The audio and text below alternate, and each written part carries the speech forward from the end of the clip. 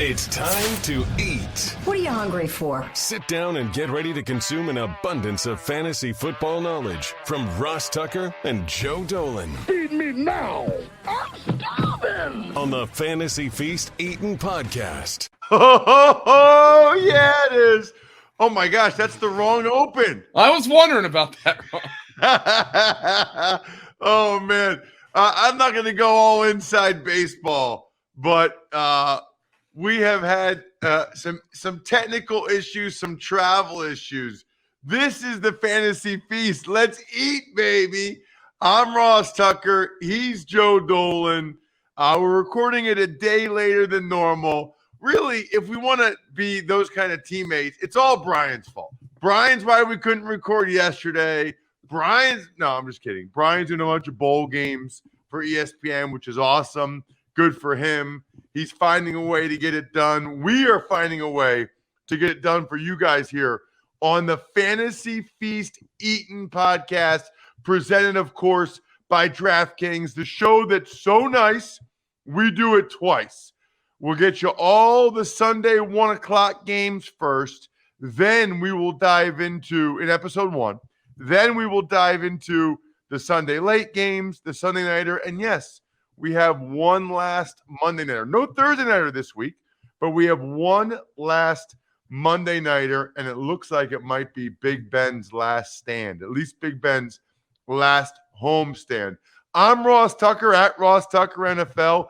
He is the star of the show at FG_Dolan, the fantasy gangster, Joe Dolan. Fantasy Points is our exclusive fantasy content partner. Go to fantasypoints.com. Use the code 21Feast. We love those dudes. You can always check us out on YouTube, youtube.com/Ross Tucker NFL. Let me chime in there, Ross, by the way, because right now, if you use that code on top of the fact that you already get 30% off for next year, you get the rest of this year and next year 30% off, because we're doing playoff stuff. We're doing playoff contests. You want to play DFS in the playoffs? You want to bet in the playoffs? We're doing all that. And you get extra on top of that with the 21 Feast code. Not going to get a better deal than that, Ross. I tell you. No, you're not. 21 Feast at fantasypoints.com. Certainly check us out on YouTube, youtube.com/Ross Tucker NFL. And we are at Ross Tucker Pod on social media. Joe, let's start with the Eagles and the football team. Obviously, people are what, Joe? Either in their fantasy championships or it's DFS time. Yeah, I mean, I think it's I would think over 90% of people still playing fantasy right now in season long or in your championship. And look, normally we would say in a normal year, but this is no longer a normal year because they added a week. Week 17 would be the victory lap week. Now that's week 18, where I don't think many players are going to be playing next week. But let's go to Philadelphia and Washington. And obviously this is an Eagle team that crushed the football team last time out on the ground. Now here is the problem. Miles Sanders will not play in this game. Jordan Howard is looking iffy. He has a stinger, and he missed 6 games in 2019 with a stinger. Philadelphia failed to reach 175 yards rushing last week for the first time since week 8. However, they still ran for over 100 yards. They beat the Giants by 24 points. Howard probably still has a chance to go, but if not, I think you have an opportunity to consider Boston Scott an RB1 in your fantasy championship. And I know that sounds a little bit ridiculous, but Boston Scott's got an opportunity to put up big-time numbers in this game but Miles Sanders doesn't play as expected if Jordan Howard cannot go. I also really like the matchup for Jalen Hurts. Washington's defense has just been abominable of late. The Eagles put up big-time numbers against them a couple weeks ago, and the Cowboys got back on track offensively. Really like Jalen Hurts in this matchup. Really like Dallas Goedert. And if Jordan Howard and Miles Sanders can't play, I really like Boston Scott. Okay, the other end, Joe, with the football team on offense. Yeah, Taylor Heineke has been awful of late. I mean, he missed the game against the Eagles with COVID. He's got issues here with throwing interceptions.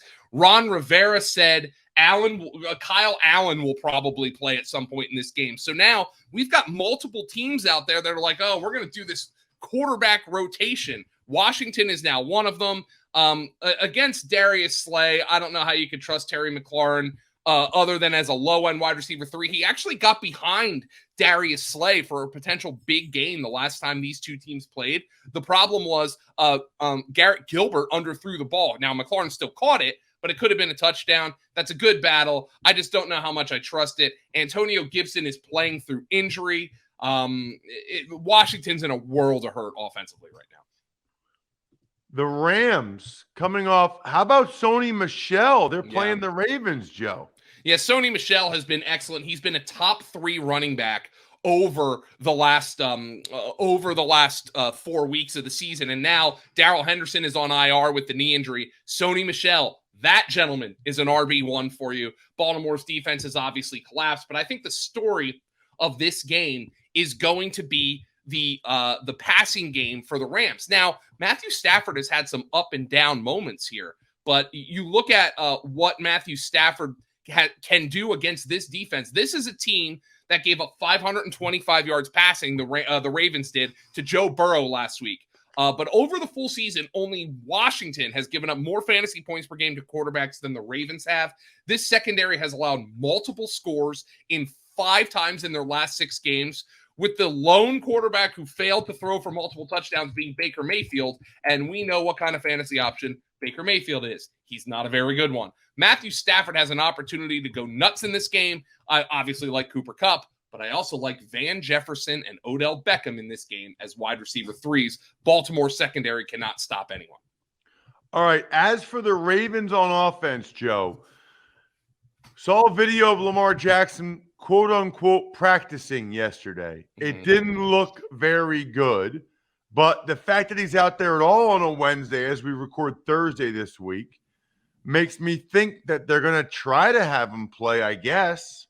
I think he did not look good out there limping. By the way, that was Bermuda grass. Everybody's talking about the Ravens practice field. It's Bermuda grass. It goes dormant in the winter. I have it down here in South Carolina, and it turns yellow. That's just the way it is. Anyway, you look at the fact that their passing game has been more than competent with Josh Johnson and Tyler Huntley the last couple of weeks, and I'm wondering just how much they need Lamar Jackson to go, because if Lamar Jackson can't move, one of his superpowers, maybe his only superpower, is removed from him. I'm a little concerned about that. But here is the fact of the matter. Mark Andrews, Ross, would put up 8 for 90 if you were out there playing quarterback. I mean, the guy is a monster right now, but he's really the only Raven I want to trust on any sort of level. Now, you can play Hollywood Brown and hope he gets catches, but he hasn't reached 60 receiving yards in 6 straight games, despite seeing 5+ catches in all of those contests. Marquis Brown has kind of developed into a PPR guy. As opposed to a big play guy. Opponents have been conceding underneath targets to him. They don't want him to go up and over the top and beat him. He's basically like playing like Jalen Waddle right now is Hollywood Brown.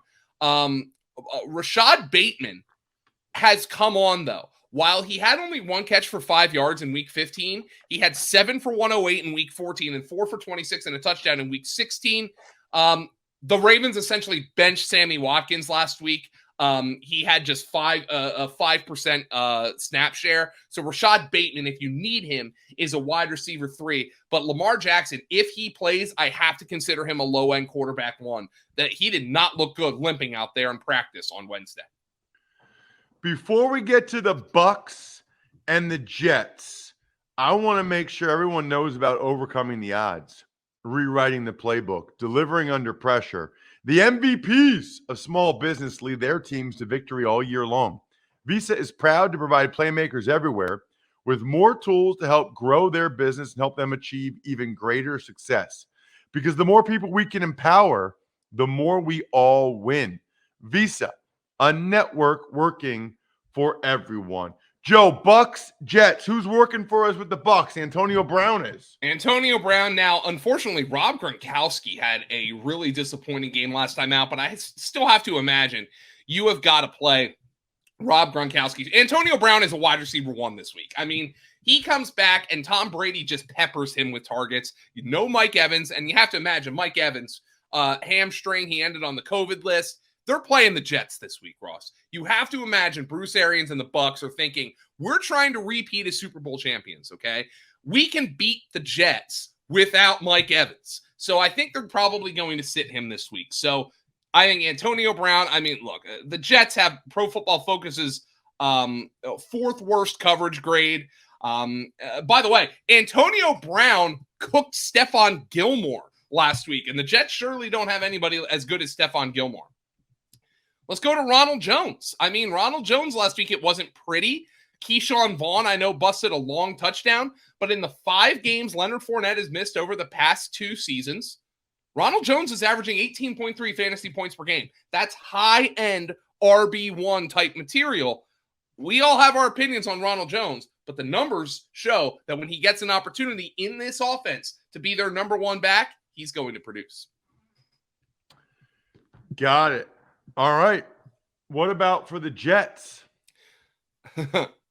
Well, Michael Carter ran for 100 yards last week. He's not going to do it this week against the Buccaneers. So he is a low-end RB3 for me. The one guy to watch here is Elijah Moore. He's coming off a quad injury. He's coming off the COVID list. He's 50-50 to play on Sunday. But if he does play, he's seen at least 6 targets in 7 straight games, 8.1 targets and 17.7 fantasy points per game over that span. That's the wide receiver 9. He's cracked 10.5 fantasy points just once with Zach Wilson under center, though. But that was a 20.6 fantasy point performance the last time these two guys played together. Elijah Moore is an extremely volatile but upside wide receiver 3 if he does play on Sunday, Ross. But that is a big question right now. He is the only Jet I have any sort of interest in if I'm playing for a fantasy championship. Really curious about this next game, Joe. It's the Dolphins at the Titans. And here's the deal. The Dolphins are basically like a waddle machine. And the Titans, how about A.J. Brown late in that game last Thursday night against the Niners? Yeah, a little too late for me in one of my leagues. I could have used A.J. Brown in week 15. But that's just the way this season has gone for a lot of folks, Ross. A.J. Brown had a great game. You have to play him. I mean, he finally gave them some life in the passing game. And it was a player, Ryan Tannehill, it really helped him come out. He had to drop back and throw. He had to execute on 3rd downs, and A.J. Brown really helped him do that. You could see how much Ryan Tannehill has been missing A.J. Brown. So A.J. Brown is a wide receiver 1 this week. You have to play him. Unfortunately, Jeremy Mcnichols all of a sudden led the backfield in snaps last week.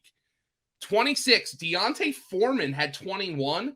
Dontrell Hilliard had 13. Foreman had the goal line rushing touchdown, but otherwise it was kind of a floppy performance. Like they didn't perform the way they needed to perform in that matchup against the 49ers.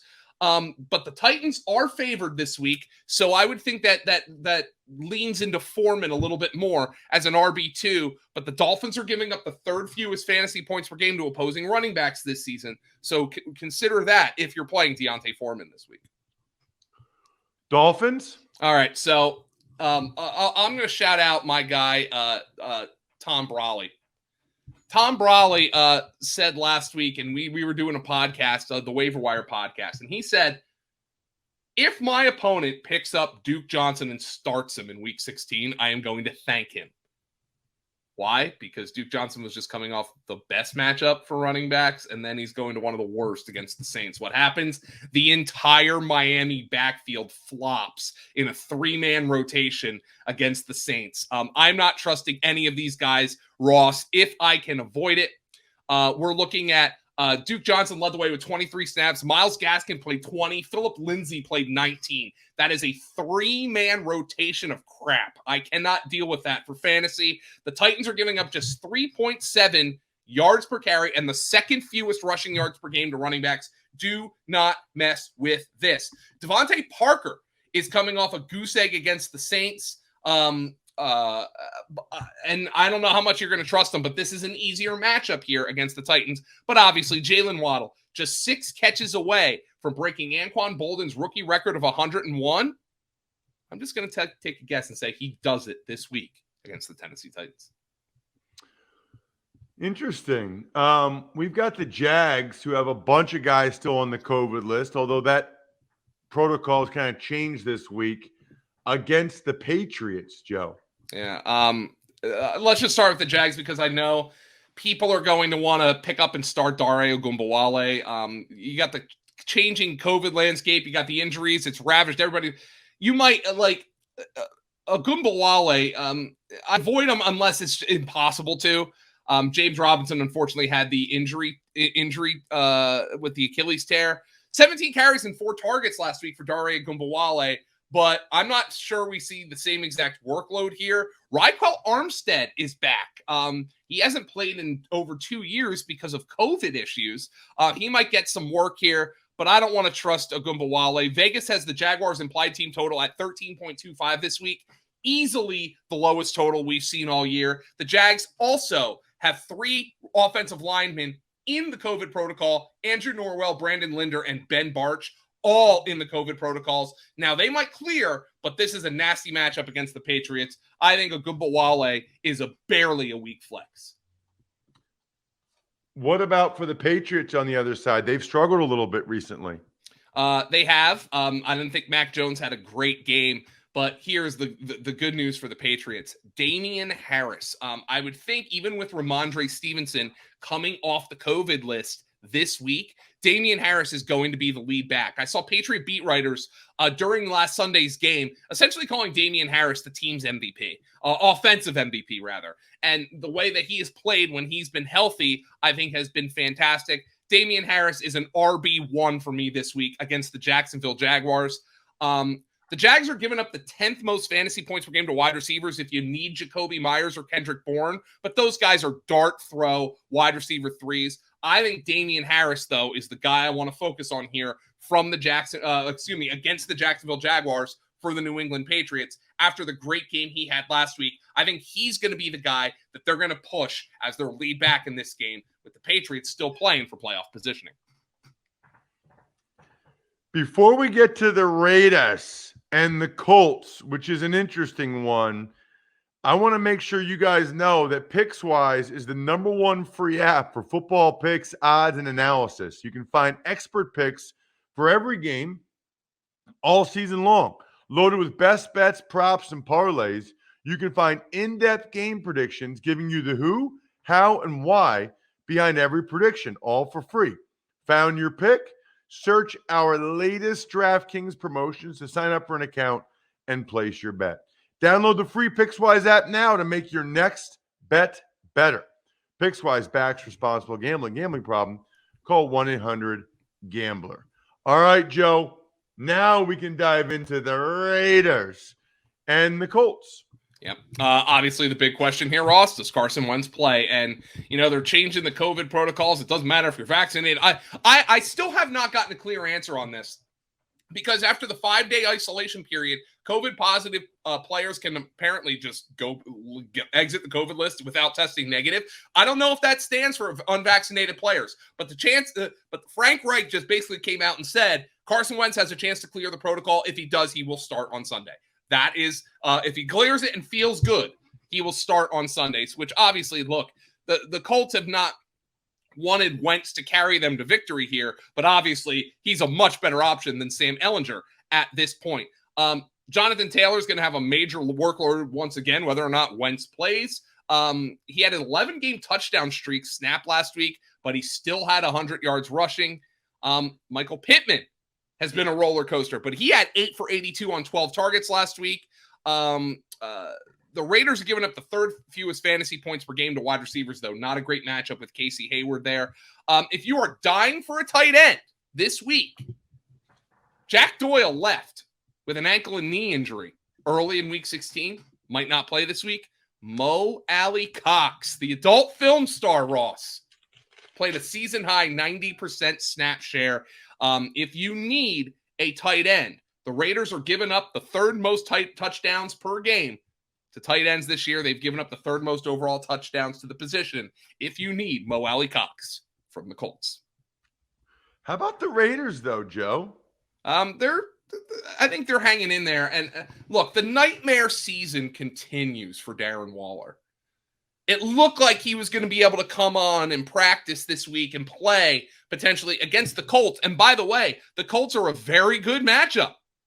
The Colts has allowed an individual tight end to reach 12 fantasy points, which is great. If I have a tight end, maybe with the exception of Mark Andrews, 12 would be disappointing for me. But if I have a tight end, if I'm starting Zach Ertz this week, if I'm starting Dallas Goedert, if I'm starting Kyle Pitts this week, if I'm starting Pat Freiermuth, and you were to tell me going in, you're going to get 12 points out of your tight end, I'd take that from almost everybody, maybe with the exception of Andrews, Kelsey, and Kittle. However, the Colts have given that up in 7 of their last 8 games to one tight end. So this is a great matchup. But Darren Waller, despite finally looking like he might come off the knee injury and play, lands on the COVID list. And again, the protocols have changed. Don't know what's going to happen. But if Darren Waller doesn't play, I think Foster Moreau is once again a viable streaming option. Josh Jacobs, you kind of just have to start him just based on his volume. Hunter Renfrow did a great job last week surviving a matchup against Bryce Callahan, a great slot corner.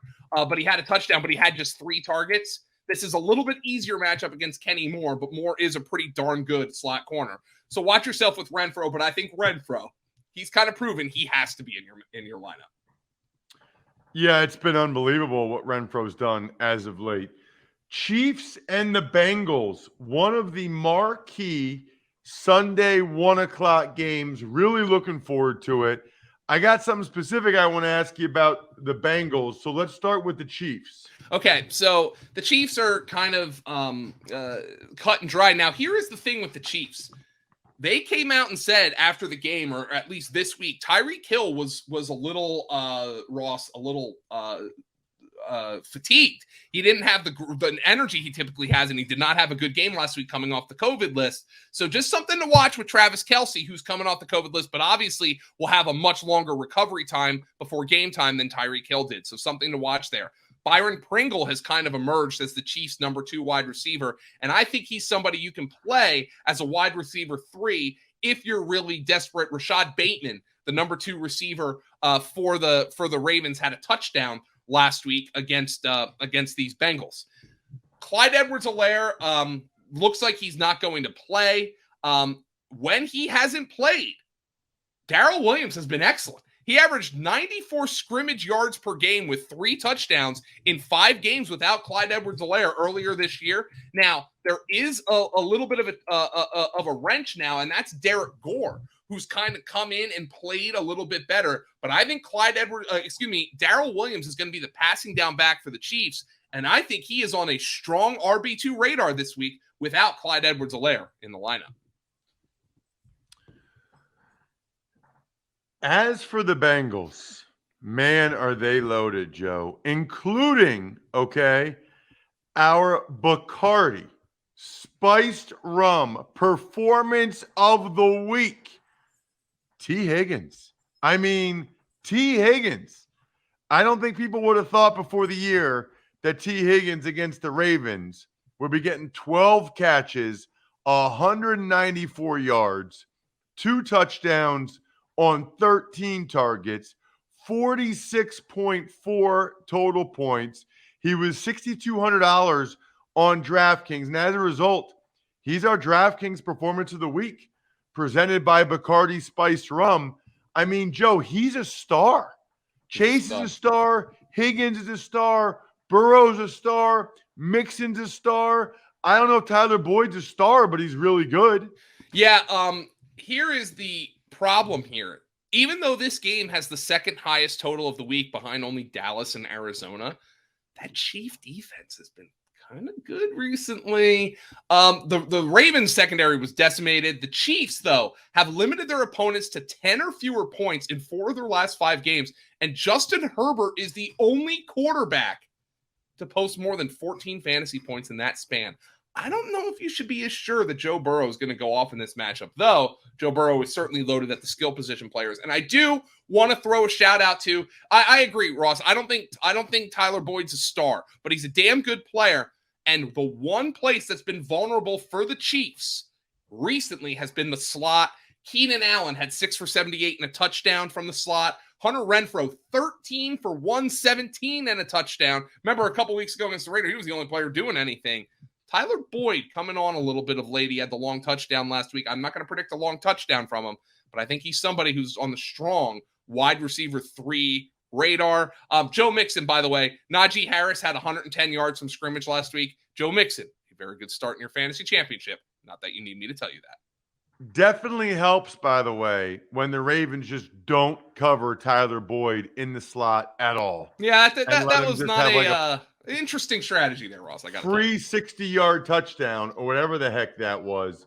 All right, 2 more games here in episode 1 of the show that's so nice. It was nice, by the way, Joe. I don't know if you saw. We had a listener or two say, hey, Ross, where's the fantasy feast? Where is it? We need it. I like that. I'm going to give that guy a shout out. By the way, we have more information today, by the way, because yes, that's what Adam Cook, Cubby Bear 214. He's like, no fantasy feast this week? Always, buddy. We always got fantasy feast. We can just adjust it a little bit because of Brian's bowl game schedule, our outstanding producer, and because there's no Thursday night game. All right. The Giants at the Bears. Disgusting, Joe. Fantasy mayonnaise. Gross. Oh, no, Ross. Oh, I'm a mayo guy. And by the way, No, I'm not going to stand for this, okay? I live in Greenville, South Carolina, the home of Duke's mayonnaise.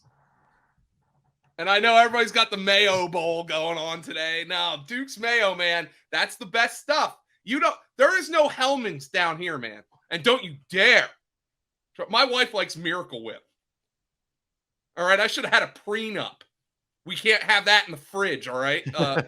No, Duke's Mayo is the best, man. You cannot make a BLT. Do you like BLTs, Ross? Not really, no. I don't like tomato, and I don't like mayonnaise. No, all right. Well, you can't have a BLT. You can't have a BLT without Duke's mayonnaise. Anyway, by the way, instead of putting butter on the outside of your grilled cheese sandwiches, try it with mayo sometimes, and Ross, you won't get the mayo flavor, but it crisps up real nice. Just a little hint for you there. Anyway, New York Giants and Chicago Bears. All right. I'll play off of you, Ross. The Giants are the Miracle Whip of fantasy. They are complete trash. I came up with this stat. I didn't come up with it. I looked it up. The Giants ran 73 plays against the Eagles last week. They had fewer than 200 yards of offense. That is the most plays run with fewer than 200 yards of offense in over 30 years. You kidding me? And don't worry, Ross. Don't worry. They're going to rotate their quarterbacks this week. Both Jake Fromm and Mike Glennon, Joe Judge says, is going to play. Oh, yeah. Oh, great. Well, how about maybe some Kadarius Toney in the Wildcat? All right. Well, Kadarius Toney popped up on the injury report with a shoulder injury, did not practice on Wednesday. This is from Pat Leonard, who covers the Giants. Here is his updated list of injuries for Kadarius Toney this year. 2 times on the COVID list, a hamstring, an ankle, a thumb, a quad, an oblique, and a shoulder. All he needs is a knee injury in the last 2 weeks of the season to platinum trophy his injury season. Oh, and Saquon Barkley, he's disgruntled. This is from Mark Cannizzaro, who covers the Giants.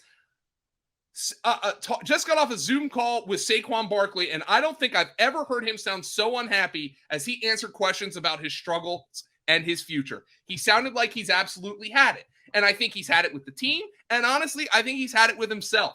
He doesn't have the same burst that he once had. I don't know about his motivation, but it looks like this has utterly broken him. If I'm talking about the New York Giants from a fantasy perspective, Ross, I don't even know who I want to play here. I really don't know. I mean, if you were to tell me I'm not playing anybody here, I would have no issue blaming you. I mean, Devontae Booker might be a better play than Saquon at this point. That's how bad things have gotten. Really, really bad. There's no way around it. What about for the Bears? Well, we have to see who's going to be their quarterback, but Justin Fields and Andy Dalton both returned to practice. But here's my question for you, Ross. You watched that game Nick Foles played, and, all right. Why are you signing Andy Dalton when you have Nick Foles? It Because doesn't they really tried make sense Foles to the me. year before, and he wasn't good, and they thought Dalton would be better. I mean, well, there's your front office in a nutshell right there. I would think it's going to be Justin Fields if he's healthy. I think you can endorse him as a stream-worthy quarterback in this matchup. You look at the matchup against the Giants. In his last 4 full games, Fields has averaged 20.7 fantasy points per game, a mark that would tie Matthew Stafford for quarterback 9 this season. I think he's kind of a Taysom Hill type streamer. And I think the Giants just don't offer a whole lot of resistance. The problem here for the Bears is Darnell Mooney hasn't been great. Allen Robinson said he lost 10 pounds with COVID, so I don't trust either of those two guys. I think Cole Kmet might be their most trustworthy receiver at this point. So I'm kind of looking at Justin Fields, David Montgomery, who's an obvious play, and Cole Kmet is my favorite plays from the Bears. Wow. That says a lot about a lot. The last game, how about the Falcons? Last game in episode 1 here. Yeah. Falcons at the Bills and my guy, Isaiah McKenzie. He was awesome, Joe. I mean, it's like he Wally pipped Cole Beasley. No Cole Beasley, no problem. Yeah, Ross, I'm gonna sing for you. Isaiah McKenzie scoring touchdowns on a big 4th down in week 16. COVID-19. Joe, you're a good singer. Oh, I like to sing a little bit, but that one I wasn't trying to be good there. No, but were you like in plays in high school? No, actually, I think I've told Joe, my wife you're a good singer. She makes fun of me. I told her I think that was a miscalling for me because I'm like my wife. Your wife? I said like I feel like I could have been like a star in Hamilton or something. Like no, Dude, I don't know. I just like a good singer. I like karaoke and stuff like that. I don't know. It's just never something I actively pursued, and I probably won't. But I came up with that off the top of my head, and I was really fond of that this weekend. Anyway, Isaiah McKenzie probably not a fantasy option for you this week because the new protocols, Cole Beasley and Gabe Davis are off the list. Now, Josh Allen's out there saying, Isaiah McKenzie, he's earned, he's done some good things. I just don't know if I can trust him with all these guys off the list. I will say this is how I rank the Bills wide receivers this week against Atlanta. Tough matchup with A.J. Terrell, Stephon Diggs, Gabriel Davis, Cole Beasley, Isaiah McKenzie, Emmanuel Sanders. I rank them in that order. And then, of course, Dawson Knox, I think, is a tight end 1 at this point. And they also have a hugely viable RB2 this week in a good matchup. Devin Singletary was in control of the backfield last week, 68% of the snaps, 17 touches. I think it's a very good matchup with Atlanta. Devin Singletary is an RB2 this week. How about for Atlanta? Pitts had a better game. Cordero Patterson, not as much. As after finishing as the running back 20 or better in 10 straight games from weeks 2 to 14, Cordero Patterson has finished as the RB 55 and the RB 33 over the last 2 weeks. And RB 33 last week includes scoring a touchdown. So that just shows you how low his floor is. If he doesn't score, Buffalo's obviously a tougher matchup. Now, they have been beaten up on the ground, but I think Cordero Patterson is just worn down. He's averaging 2.65 yards per carry over the last 3 weeks. His passing game usage has completely dried up. He ran just 12 routes in week 16. Remember, this is a former wide receiver. He barely finished as a worthy flex last week despite scoring a touchdown. He is a highly volatile flex for me this week. Kyle Pitts, quietly, 3 straight games as a top 10 tight end, still has just one touchdown on the year. But the fact that he finished as the number 3 tight end last week, despite scoring a touchdown, shows you what kind of upside this guy has. I just can't believe all the years that we've had the Falcons. Julio Jones couldn't get in the box. They didn't throw to him in the red zone. Now Kyle Pitts, they don't throw to him in the red zone. Kyle Pitts has only 3 more red zone targets this year than Calvin Ridley. What? Yeah. He should be their go-to guy. I know. I don't understand it. Meanwhile, Hayden Hurst is scoring every week. Crazy, man. You know what else is crazy? That's it for episode 1. Make sure you check him out on social. He is the man with the knowledge at FG_Dolan. I am merely at Ross Tucker NFL. Together we are at Ross Tucker Pod. Love your feedback. Absolutely love those of you that go ahead and spread the word via social media, or check us out on YouTube, youtube.com/Ross Tucker NFL. And of course, go to fantasypoints.com. You heard Joe earlier in the show, and use that code 21Feast. I'm full, but I'm not stuffed. There's a difference. We've got late games, Sunday Nighter, and Big Ben's Last Stand on episode 2. I think we're done here. Thanks for listening to the Fantasy Feast podcast. Make sure to also subscribe to the Ross Tucker Football Podcast, Even Money, Business of Sports, and the College Draft. All available at Apple Podcasts, rosstucker.com, or wherever podcasts can be found. A lot of times on the show, I mentioned DraftKings. Here's what you need to know. You got to be 21 or older, New Jersey, Indiana, or Pennsylvania only. New customers only. Restrictions apply. See DraftKings.com/sportsbook for details. Gambling problem, call 1-800-GAMBLER, or in Indiana, 1-800-9-WITH-IT. By the way, if what I was talking about included a deposit bonus, doesn't always, sometimes it does. Deposit bonus requires 25 times playthrough, and deposit bonuses are paid out in site credit.